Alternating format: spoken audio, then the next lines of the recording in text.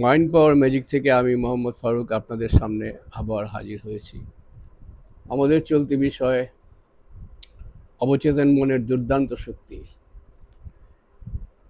মার্কিন মনোবিজ্ঞানী বলেছেন আমাদের অবচেতন মনে রয়েছে পৃথিবী নাড়িয়ে দেওয়ার মতো ক্ষমতা।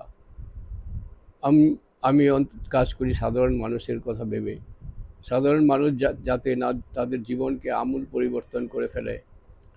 মানুষের চাওয়াগুলি হচ্ছে সুখ, শান্তি, সমৃদ্ধি, আনন্দ, সামাজিক সম্পর্ক। এগুলি সাধারণ মানুষের চাহিদা। এখানে পৌঁছাতে হলে মানুষকে প্রথম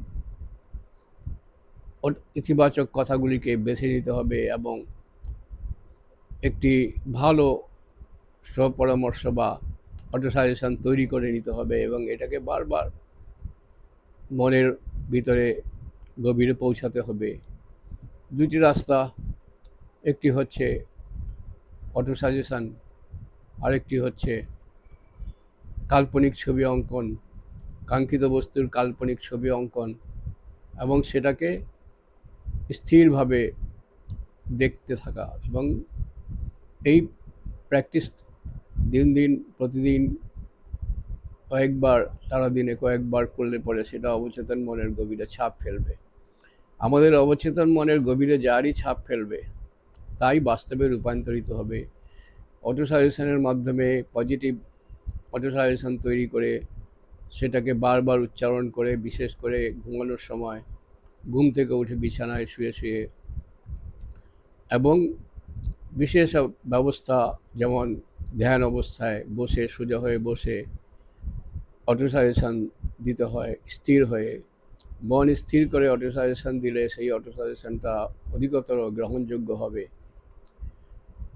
যাই হোক, অটো সাজেশন সবসময় ইতিবাচক বাক্য দিয়েই তৈরি করতে হবে। সেই ইতিবাচক বাক্য মনের ভিতরে গভীরে প্রবেশ করে যাবে। আমরা সাধারণ ভাষায় যাকে মনের মণিকোঠা বলি। এবং তারপরেই শুরু হবে কাইনেটিক অ্যাকশান। সেই অ্যাকশান রাস্তাগুলি তৈরি করে দেবে।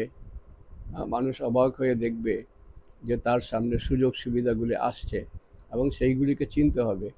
সেইগুলি চিনে চিনে তাকে পথ চলতে হবে। দেখা যাবে তার জীবনে কিছুদিনের মধ্যে আমূল পরিবর্তন হতে শুরু করেছে।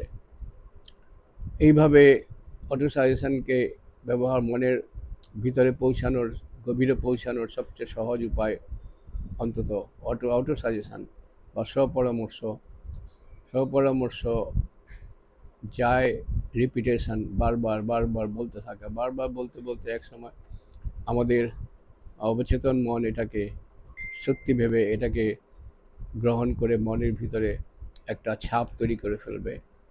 আগেই বলেছি অটো সাজেশনের মনের ভিতরে অটো সাজেশনের মধ্যে যে ছাপ তৈরি করা হবে বাস্তব জীবনে তাই আসবে।